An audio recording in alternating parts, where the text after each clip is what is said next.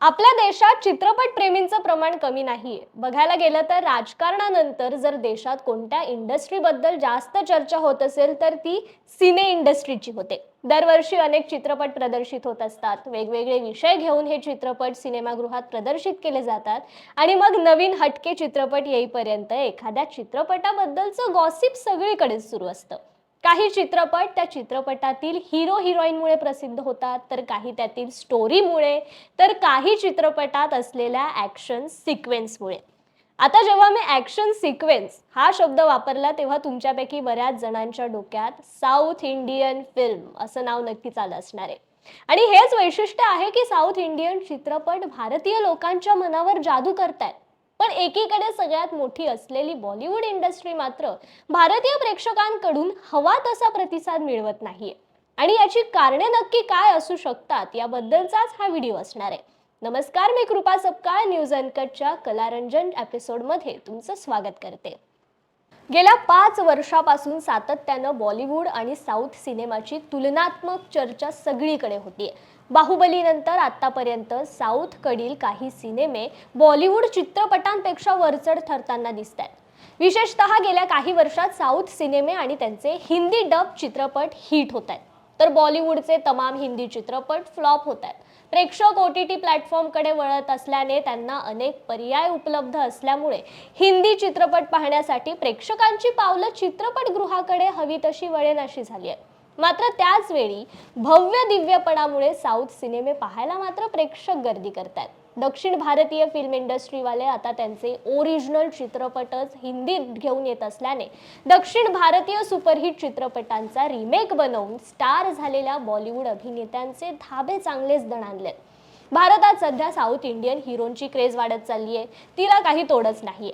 अल्लू अर्जुन, यश, Ramcharan, junior NTR, Mahesh बाबू, प्रभास, पवन कल्याण, धनुष, अजित, सूर्या, विजय देवरकोंडा असे अनेक south अभिनेते आता देशभरात लोकप्रिय आहेत. महाराष्ट्र, दिल्ली, UP, बिहार, बंगाल पासून मध्य प्रदेश आणि गुजरात पर्यंत या कलाकारांनी प्रेक्षकांना चांगलीच भुरळ घातली आहे.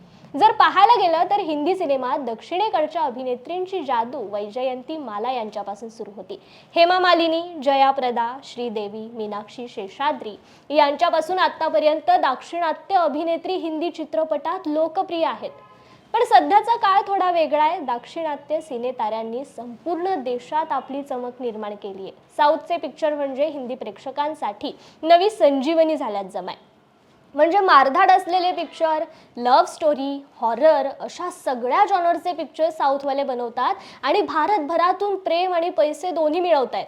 मागील काही वर्षापासून अनेक बॉलिवूड सिनेमे ओळीने फ्लॉप झालेत. अनेक मोठे चेहरे असणारे आणि मोठे बॅनर असणारे चित्रपट बॉक्स ऑफिसवर काहीच कमाल करू शकले नाहीयेत.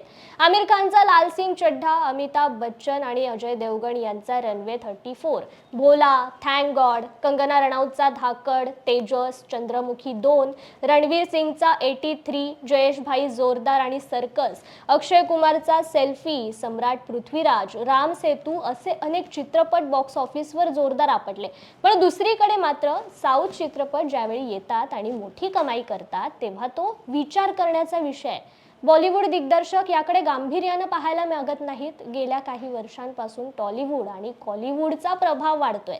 बॉलिवूडकडे लोक पाठ फिरवतात असेही चित्र आहे. त्यात आता लोकांना जो विषय भावतो, आवडतो तो चित्रपट ते पाहतात, यात काही गैर नाहीये. प्रत्येकाच्या आवडीचा विषय, प्रेक्षकांना काय पाहायला आवडतं याचाही विचार जास्त महत्त्वाचा आहे. एखादी कथा, ती सांगण्याची पद्धत, त्यातील अभिनेते, संवाद, छायाचित्रण हे सारं महत्त्वाचं असतं.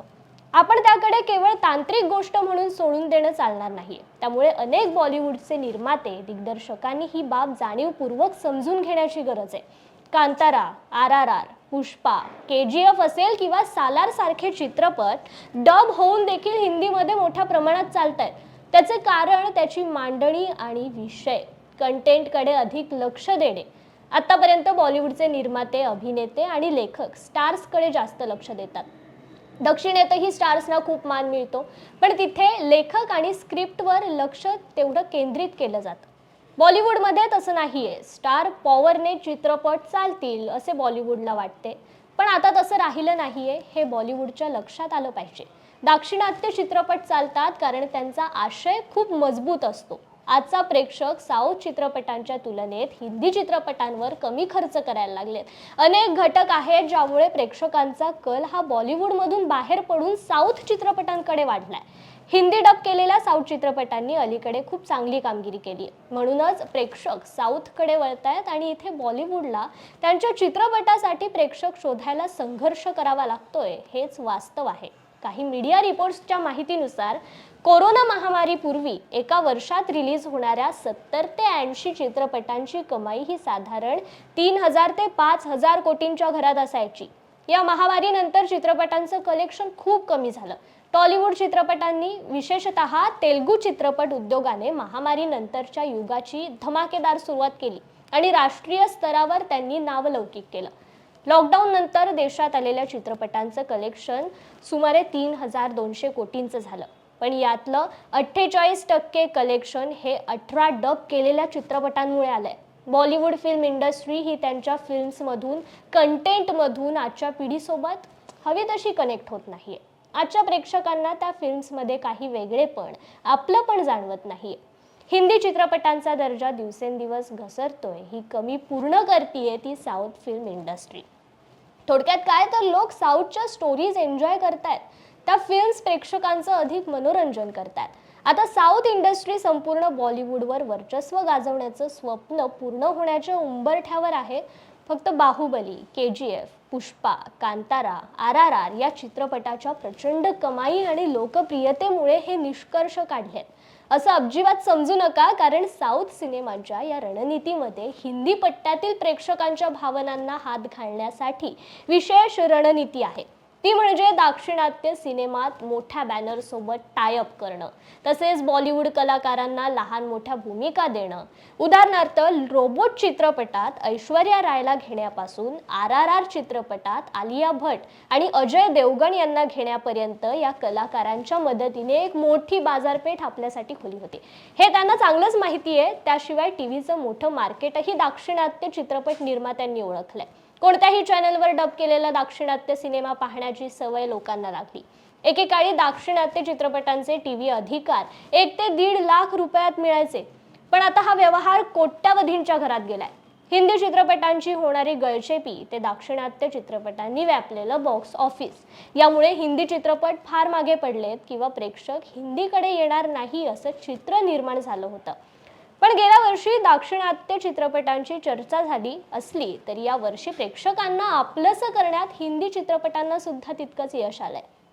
याचं ताजं उदाहरण घ्यायचं झालं तर नुकतेच चर्चेत शाहरुख खानचा जवान असेल, साऊथ इंडियन अभिनेत्री रश्मी मंदना, रणबीर कपूरचा ॲनिमल मूव्ही किंवा उत्तम स्टोरी असलेला व अगदी कमी बजेटमध्ये हिट झालेला चित्रपट म्हणजेच 12th फेल सिनेमा.